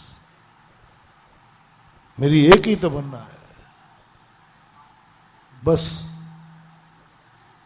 तुम भव भवांतरों में भी कभी किसी महिला पद से खाली नहीं रहोगे, क्योंकि तुमने अपने हाथ से गंधोदक दिया है। मंदिर से खाली हाथ मत जाया करो। एक भरा कलश छोटा सा मांगलिक होता है, तो गंधोदक का भरा हुआ कलश महाशुभ होता है। छोटी सी कलशी, कलश छोटा हो या बड़ा हो, भरा हुआ होना चाहिए। छोटी सी कलशियाँ बनाओ 10 ग्राम वाली, और अब मंदिर में अभिषेक करने के बाद गंधोदक से भरा हुआ कलश घर ले जाओ। 2 कारणों से। पहला कारण है कि महिलाएं तुम्हारे साथ अभिषेक देखने नहीं आ सकती, क्योंकि उनका टाइम अलग है और तुम्हारा टाइम, उनको पहले घर पहुंचना है, तभी तो तुम्हारी पेट पूजा हो पाएगी। वो नहीं आ सकते। तो अभिषेक देखने नहीं आना कोई बात नहीं है, लेकिन गंधोदक लेने जरूर आ। गंधोदक उनको तुम्हारे हाथ का मिलना चाहिए। दूसरा, वो बच्चे जो मंदिर नहीं आ सकते हैं, 100 महाराजों का आशीर्वाद लेना बच्चों के लिए, बच्ची के लिए। और एक पिता अपने हाथ से गंधोदक बनाकर गंधोदक से भरा हुआ हाथ पार्ले में अपने बेटे के सिर पर लगा दे, 100 महाराजों के आशीर्वाद से ज्यादा ताकतवान होता है। जब बेटे पिता ने गंधोदक बनाया हो, भाई ने और वो गंधोदक जाकर के माथे पर लगाओ, अनमोल निधि है रे तुम्हारे पास। 8 वर्ष तक बेटे को अपने पिता के हाथ का गंधोदक मिले, जाओ वो तुम्हारे कुल को कभी कलंकित नहीं करेगा। इतनी बड़ी शक्ति आप खो रहे। आप महाराजों के बाद आशीर्वाद दिलाते फिरते हो। तुम्हारे आशीर्वाद में 100 महाराजों की ताकत है, बस गंधोदक से भरा हुआ हो और वो तुमने बनाया हो और वो माथे पर लगा दो। इतनी बड़ी निधि आप खो रहे हो। गंधोदक लेके जाओ घर में उन बच्चों के खाते। बच्चे यदि स्कूल चले गए हैं तो घर में रख दो, माँ से कह दो बेटा स्कूल से आएगा, ये गंधोदक तुम उस माथे पर लगा देना। पिता और माँ दोनों एक ही है, पर गंधोदक बेटे को मिलना चाहिए आपके हाथ का बना हुआ। और हो सके तो मैं तो सदा कहता हूं, आप तो जैनी बन गए, आपका घर तो जैनियों का है कि अजैन घर में रहते हो आप लोग? घर भी जैनी है ना? ठीक है, तो कह दूं जैनी का घर कैसा होता है? जैनी का घर वो होता है जिस घर में कोई मेहमान जाता है तो उसका सबसे पहले स्वागत गंधोदक से होता है। एक आला बनाइए गंधोदक का, वहां रखिए। कोई आता है तो आप चाय पान कराते हैं, उसकी में कोई ऐतराज नहीं है। उसके पहले आप गंधोदक के उसमें चम्मच डालिए, 2 बूंद गंधोदक के दे दीजिए। अतिथि देवो भव। जिस घर में उस मेहमान का स्वागत गंधोदक से हुआ हो वो धन्य हो जाएगा और तुम्हारा घर देवालय हो जाएगा। गंधोदक से स्वागत करो। नियम है भाई, ये जैनियों का घर है, यहाँ जो आता है उसका स्वागत गंधोदक की एक बूंद से कर दो। बहुत बड़ी चीज है। होगा नहीं लेकिन कहूंगा तो सही। तुम्हारे यहाँ बारात में तुम लोगों की शादियां होती हैं तो बारातें जैनियों की आती हैं कि अजैनों की? ज्यादातर नहीं, बारातें जो आती हैं, जो तुम्हारे रिश्तेदार आते हैं, जो नए बनते हैं, कुंवर साहब वगैरह, वे सब जैनी है कि अजैन है? तो जैनी की बारात की पहचान क्या है? गुलाब छिड़कना। ये तो सब बारातों में होता है। जैनी की बारात वह है जब बारात आए तो उसका स्वागत गंधोदक से होना चाहिए। सवेरे से गंधोदक बना के रख लो एक उसमें। आप गुलाब छिड़को, आप जो करना है वो करो, लेकिन एक व्यक्ति चम्मच से लेकर सारे बारातियों को 2-2 बूंद गंधोदक उनके माथे पर डाले। वो नहीं ले पाएंगे क्योंकि वो तो अभी अशुद्ध है, जूते पहने हैं, सब पहने हैं। तुम उनके घर पर 2-2 गंधोदक डाल दो। और जिस बारात का स्वागत गंधोदक से हुआ हो, जाओ तुम्हारी बेटी वहां भली कैसे भी रहे, लेकिन वो कभी यातनाएं नहीं मिलेंगी, टॉर्चर नहीं मिलेगी, उसकी आंख में आंसू नहीं आएगा, क्योंकि बारात का स्वागत गंधोदक से हुआ। बारात रात में आई बारात तो अब तो मुझे पता नहीं, पहले ऐसा होता था कि बारात रात में आती थी तो जहाँ जिस स्टेशन पर शाम होती है वहीं भोजन की व्यवस्था कर देते थे रास्ते में, कि भाई यहाँ तक तो पहुँच जाएगी, रात हो जाएगी, तो रास्ते में कर देते थे। तो यहाँ पर रात हो जाए तो आप पता कर लो ना कि रास्ते में कौन सी स्टेशन पे आएगी, गंधोदक वहाँ दे दो। नहीं दे सकते हो दूसरे दिन सुबह दे दो, और रात में आए तो मत दो, दिन में आ जाए तो। ये है इस गंधोदक की महिमा। और तुम कहते हो मेरी बिटिया सुखी रहेगी कि नहीं, महाराज आशीर्वाद दो। मैं कुछ नहीं कर सकता, मैंने पहले ही कहा कि मैं कुछ नहीं कर सकता, मार रास्ता बता सकता। लो तुम्हें गंधोदक का रास्ता बता दिया ना। अब इतना सरल रास्ता तुम नहीं अपना पाओ तो फिर मैं क्या करूं? इतना सरल रास्ता नहीं अपना पाओ कि बच्चे को जाके गंधोदक दो। कल के दिन तुम्हारा बेटा बिटिया कुछ गड़बड़ कर ले तो फिर कहते महाराज जी ऐसा हो गया,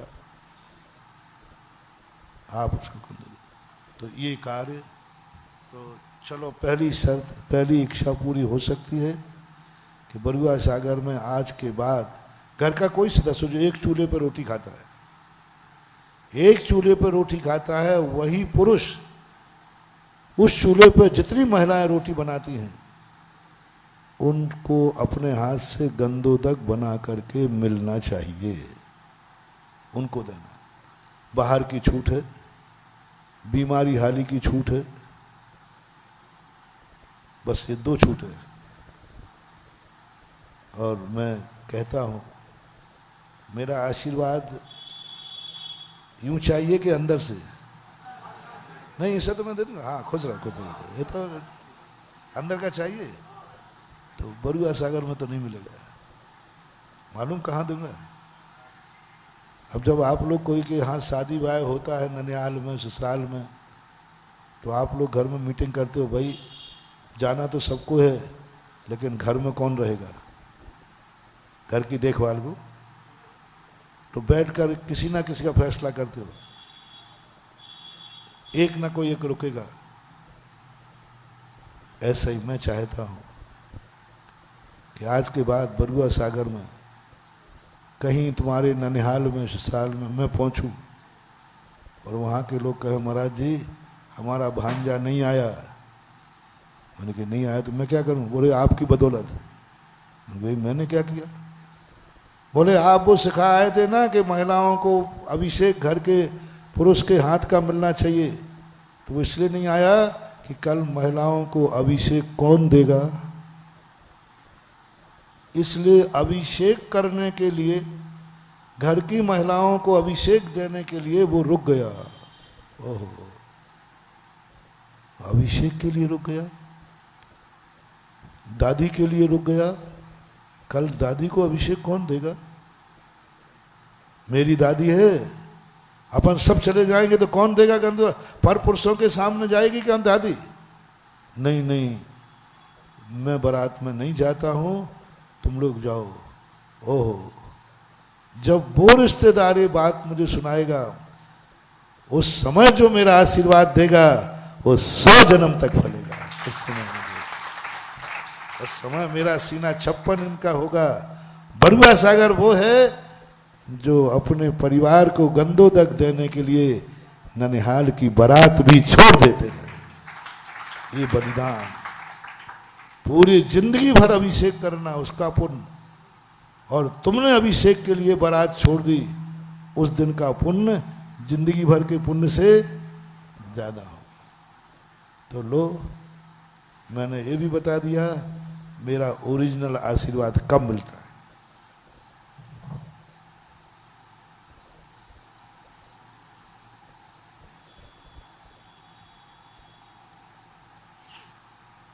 मेरा ओरिजिनल आशीर्वाद कब मिलेगा? अब मर्जी तुम्हारी, नकली आशीर्वाद से काम चल रहा है तो चलाओ, और असली चाहिए है तो बस करो ऐसा काम। तो बोलो ये इच्छा पूरी होगी कि नहीं? 2 बात है। पहली बात, अपने हाथ का गंदोदक लो, रखा हुआ मत लो। और या तुम्हें मालूम होना चाहिए किसने बनाया है, वो हमारा मीत है कि नहीं। और दूसरी बात है, आज के बाद ये भावना मेरी पूरी होगी कि नहीं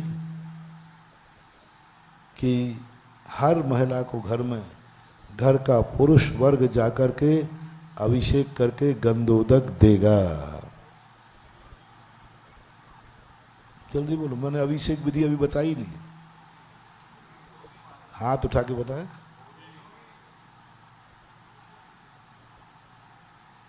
वो पीछे ऐसे उठा रहा है, और जिसने नहीं उठाया उसकी बोई मरेगी। हाँ, वो मिलेगी नहीं, मैंने पहले ही कह दिया।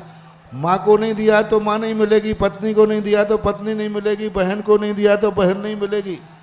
उस रथ से, क्योंकि तुम जैनी हो। थोड़ा ऊंचा उठाओ ना हाथ, थोड़ा देखो, ये वीडियो बना लेना थोड़ा।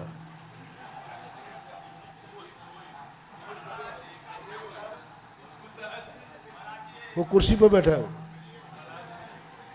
अब नीचे कर लो, दोनों उठा दो ना। इसकी भैया पहले बना लेना। अब उठा भाई, हैंड्स अप।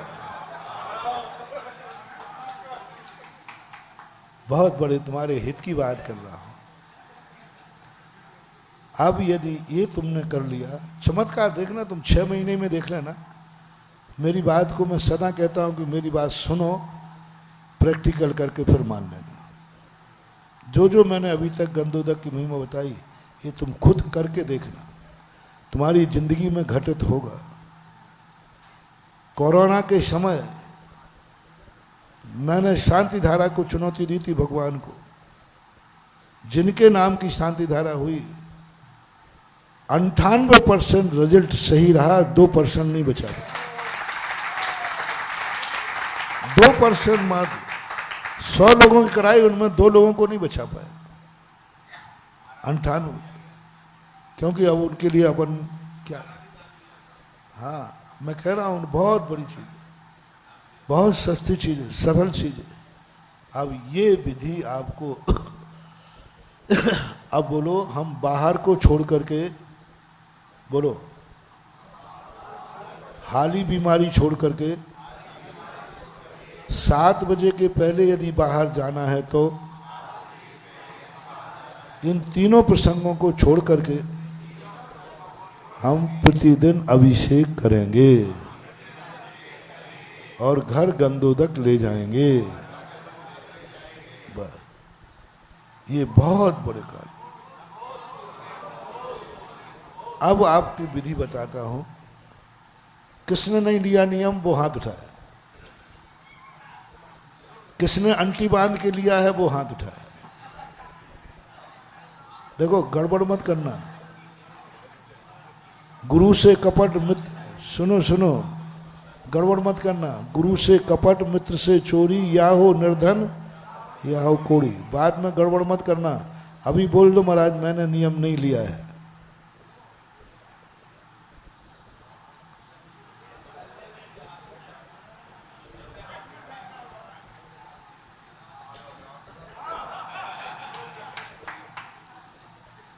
ये कोई विशेष केस है, इनका विशेष फोटो ले लेना, हाथ उठाओ। हाँ और बोल भाई। और मैंने कह दिया मत लो, मैंने तो कारण भी बता दिया। और जैन होकर नहीं करोगे तो जैन दर्शन में देव दर्शन विधि जैनी को है ही नहीं। देव जैनी तो पूजा करेगा, देव दर्शन तो वो करें जो कर्महीन है, दुर्भाग्य है। तुम तो भाग्यवान हो, जैन कुल में जन्मे हो, भगवान की पूजा अभिषेक करो ना। भगवान को वो न छुए जो दुर्भाग्य हैं। तुम तो भाग्यवान हो, छूने का अधिकार मिला है, अपना अधिकार का उपयोग करो, अधिकार का उपयोग करो। तो सबका मान लो, बोलते नहीं हो।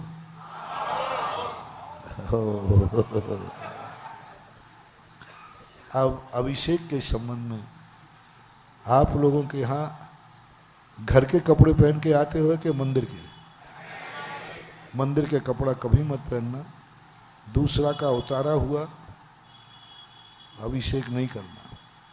कोई विशेष महोत्सव आदि हो वो बात, नित्य नियम एक कपड़ा स्वयं का होना चाहिए। मंदिर के कपड़े माली धोता है, मैल होता है, मैले कपड़े से कभी अभिषेक नहीं करना और फटे हुए कपड़े से अभिषेक नहीं करना। दूसरा का उतरा नहीं हो, मैला नहीं हो, फटा नहीं हो, ये दरिद्रता का संकेत है। फटा हुए कपड़े से नहीं करना। चलो सब लोग घर से पहन के आते हो तो इस पर ज्यादा बताने की जरूरत नहीं है।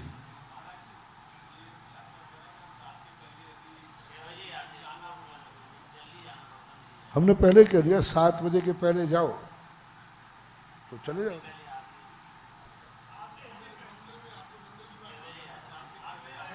नहीं वो अभी मैं बता रहा हूँ, वो व्यवस्था बता रहा हूँ। 6 बजे आते, 7 बजे के पहले कहीं जाना है तो आपको छूट है, और लेट अवेर आओगे तो वो बताऊंगा। अभी बताता हूँ, वो विधि बताता हूँ, वो समय की विधि अभी मैं बता देता हूँ। क्या बोल रहा था मैं? लेकिन मंदिर में कभी गाड़ी में बैठ के मत आना, जूते चप्पल पहन के मत आना। आपका घर दूर है, गाड़ी से ही आना है तो आप स्टील का एक डिब्बा बना लीजिए, उसमें आप रख लीजिए कपड़े को, और यहाँ गीली टावल करके पहन लीजिए। लेकिन धोती दुपट्टा पहनकर गाड़ी में नहीं आना, चप्पल पहन के नहीं आना।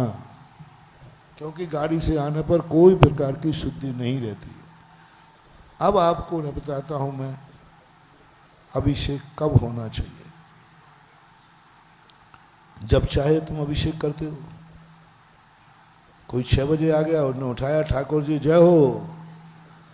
कोई 9 बजे आया, कोई भगवान ही को रखे रहते हैं कई मंदिरों में, सुबह 6 बजे भगवान को रखे हैं, 9 बजे तक रखे हैं, जो आया नहीं। गलती मत करना है। अभिषेक का समय जो होता है, जब तक मंदिर में जितने लोग हैं उतने अभिषेक करें। आप लोग नहाते हो तो नहाने के बाद टॉवल से पहुंचने का बीच का अंतराल कितना होता है? तुरंत। तो भगवान कोई पथरा के हैं क्या? 2-2 घंटे तक भगवान गीले बैठे हैं, उनकी चमड़ी गल जाएगी। जिसने उठा के बैठा लाया और जिसके लिए बैठे हैं वो, उनको ऐसा चर्म का रोग होगा, खुजलाते खुजलाते खून निकल आएगा तो भी खुजली खत्म नहीं होगी। क्यों? भगवान जीवित भगवान है, पथरा के भगवान नहीं है, जीवित भगवान। इनको तुम गीले करके बैठा लो और इंतजार कर रहे हो अभिषेक मिले या नहीं मिले। भगवान को इंतजार मत कराना। भगवान का इंतजार करोगे पुण्य बंधेगा, और भगवान तुम्हारे इंतजार करें तो तुम्हारा सब कुछ पुण्य भस्म हो जाएगा। तुम इतने लाड साहब, अरे 5 मिनट नहीं रोक सकते थे क्या? तुम्हारे बाप के भगवान है क्या? ये झगड़ा होता है? नहीं महानुभाव, मेरा दुश्मन भी है, 1 मिनट भी तुम लेट आए भैया मेरे लिए भगवान मत रोकना। मैं इतना लाड साहब नहीं हूं कि भगवान मेरे लिए रुके रहे। मैं आप विराजमान कर दीजिए, मैं तो भगवान के चरण छू लूंगा और आज की क्षमा मांग लूंगा।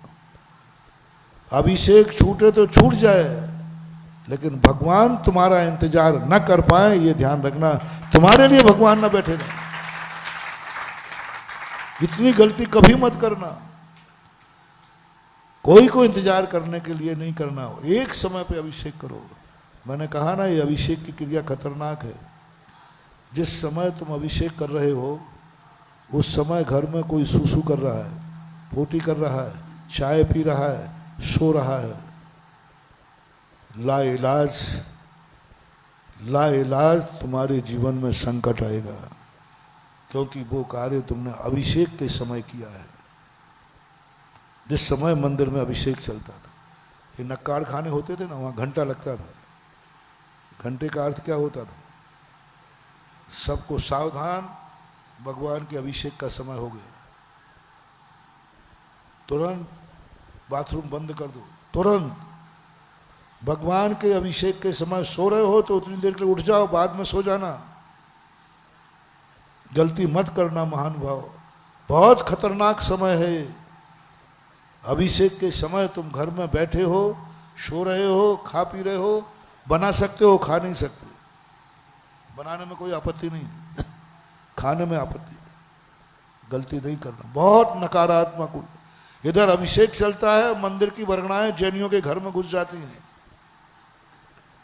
सो रहा है तो वहां अभिशाप, खा रहा है तो वहां ऐसा कर देंगे कि तुम खाने लायक ही नहीं रहोगे। और यदि तुम बाथरूम में पाए गए तो बेटा ऐसी लाइलाज बीमारी होगी कि तुम बाथरूम करने लायक ही नहीं रहोगे। गलती मत करना, मत करना। भगवान का अभिषेक जो जब कभी भी करते हैं,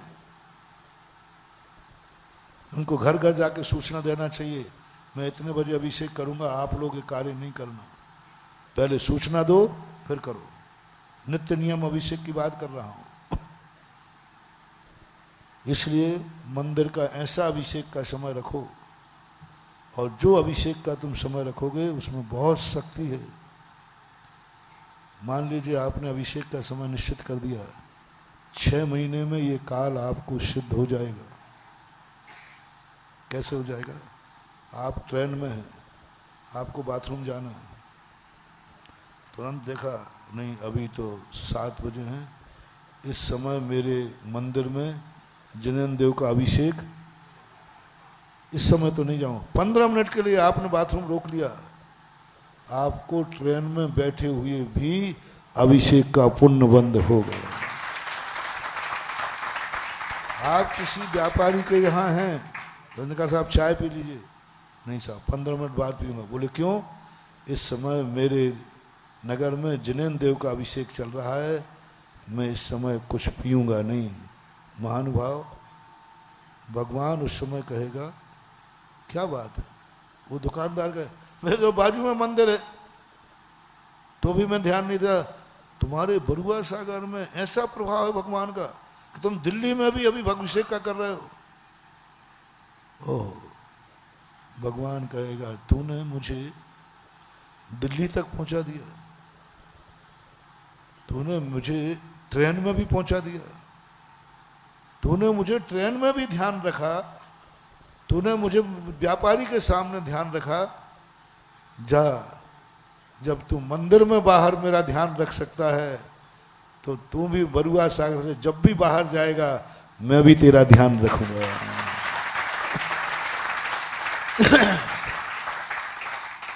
तुम मंदिर में ध्यान करते हो तो भगवान कहता मंदिर में आए मैं ध्यान करूंगा, कुछ नहीं होगा। मंदिर के बाहर रखोगे और 6 महीने तुम इस काल को पाल लो महानुभाव। मैं अभिषेक के काल में संसार का कोई भी कार्य नहीं करूंगा। 6 महीने करके देखो। 6 महीने बाद 24 घंटे की जितनी भी समस्याएं हो, वो जो काल है ना 15 मिनट का, उस काल में आंख बंद करके बैठ जाना। 5 मिनट बाद आपको समस्या का समाधान मिलेगा। अच्छा मिले या बुरा मिले, लेकिन संकेत मिलेगा। ये काम मत करो, ठीक नहीं होगा। ये काम करो, बहुत अच्छा होगा। वो 15 मिनट इतने सिद्ध हो जाएंगे ओनली 6 महीने में। तुम तप नहीं कर सकते, तपस्या नहीं कर सकते, लेकिन 24 घंटे को एक काल को पवित्र कर दो। इसलिए अभिषेक का समय उतना ही करो जितनी देर आप ये सब चीजें रोक सको। जब चाहे अभिषेक नहीं होगा, आपके अनुसार अभिषेक। स्टेशन पर ट्रेन तुम्हारे अनुसार आती है कि तुम ट्रेन के अनुसार पहुंचते हो? नहीं साहब मैं 6 बजे आ जाता हूँ जल्दी, तो ट्रेन को जल्दी आ जाना चाहिए। मैं 8 बजे आता हूँ, ट्रेन भी। अरे भाई, तुम्हारे लिए एक टाकीज की पिक्चर ही इंतजार नहीं करती, तो उससे तो बड़े हमारे प्रभु हैं, ये तुम्हारा इंतजार करेंगे। एक गांव से दूसरे गांव ले जाने वाली गाड़ी ही तुम्हारा इंतजार नहीं करती, तो ये गाड़ी तो मोक्ष तक ले जाती है, इसको तुम्हारा इंतजार करे? नहीं, सेट करो। एक अभिषेक का समय होगा, एक मूर्ति पर अभिषेक होगा, बाकी सबका प्रक्षाल होगा। समय मैं बताऊं, बहुत बढ़िया समय बताऊं जिसमें किसी का विरोध नहीं होगा, पक्का है। गर्मी में सुबह 6 बजे से लेकर शाम को 4:30 बजे तक कभी भी आकर के अभिषेक कर सकते हो। जब जिसको समय मिले, सुबह 6 बजे से कभी भी समय मिले। हाँ, मैं आगम से बोल रहा हूँ, शास्त्र से बोल रहा हूँ। अभी तो कह रहे थे भगवान गीले रहेंगे, मैं भगवान को समझा लूंगा, मैं भगवान को मना, लेकिन शर्त एक रहेगी, सुबह 6 बजे से शाम के 4:30 बजे तक बरुआ सागर का कोई व्यक्ति सुसु नहीं जाएगा। इसके बीच में भोजन नहीं करेगा, चाय पानी नहीं करेगा, बस फिर तो कोई बात नहीं, भगवान की जुम्बारी मैं संभाल लूंगा। भगवान कहेगा मैं कब तक गीला बैठा रहूं? अरे भगवान, आप तो गीला बैठे रहो, ये तो बेचारे भूखे प्यासे बैठे हैं। इनने तो नियम ले लिया कि इस समय के बीच में हम बाथरूम, बोलो मंजूर हो तो प्रस्ताव पास करता हूं। जब चाहे करो ना, तुम्हारी तो मर्जी है, तुम्हारा तो मंदिर है, तुम्हारे तो ठाकुर जी है। जब चाहे जब करूंगा, लो मैंने व्यवस्था बता दी, ये तो तुम्हारी मर्जी की व्यवस्था है, जब चाहो। लेकिन संभव है नहीं। तो ऐसा समय निश्चित करो जिससे इस नगर का अहित ना हो। इतनी देर ये लोग बाथरूम रोक सके, इतनी रोज जो दुकान पर जाकर के ग्राहक का चाय पानी से वंचित रह सको, इतना ही करो।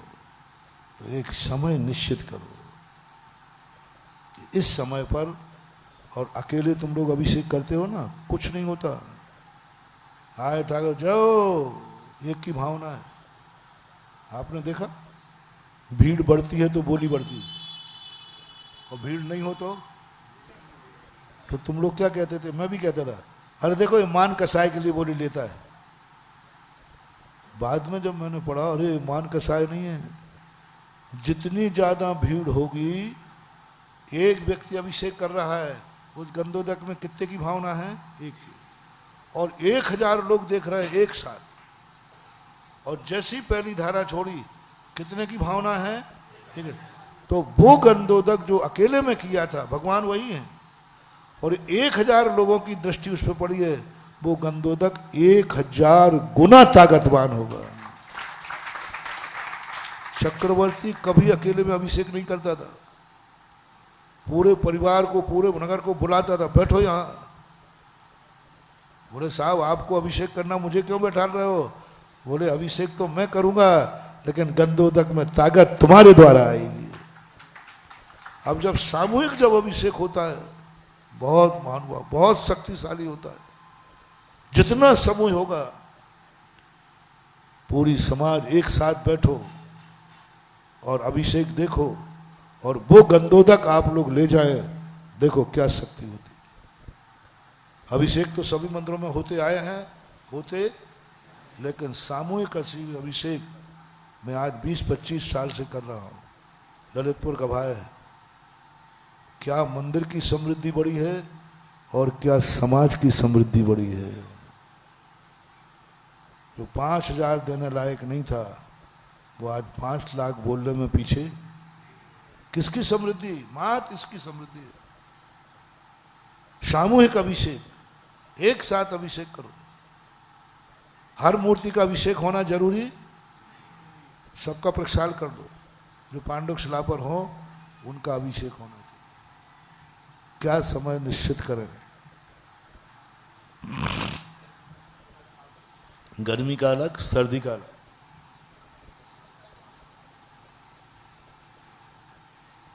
और एक बार ये अभिषेक, मंदिर ऊपर नीचे भी है, इसी में है ना, और पूरे नगर में एक ही मंदिर है। बस भगवान करे ये हमें अमर रहे। नगर का एक मंदिर हो, सारी समाज एक स्थान पर आए, ये सबसे बड़ा शुभ सगुन है। और ये को बना के रखना एक स्थान पर। मुल्लाएं कौन से? बीच वाले ना? हाँ, यहीं कर लेंगे अपन, बीच जाए। बोलो समय क्या निश्चित करना है? गर्मी का बताओ पहले। गर्मी में 5:30 बजे उजेला हो जाता है लगभग। आप गर्मी का समय निश्चित करें पहले। अपना अपना समय बोलो, नहीं ऐसे सब मत बोलो, अपने अपने। कितना? नहीं अंत मत लगाओ। 7 और दूसरा प्रस्ताव नहीं, 7 वाले मत बताएं। दूसरा किसी का प्रस्ताव हो समय का तो अपना रख सकते। 7:30 कुंभकर्ण है थोड़ा। हाँ चलो भाई, 7:30 का आया। 2 प्रस्ताव आए, एक 7 बजे का, एक 7:30।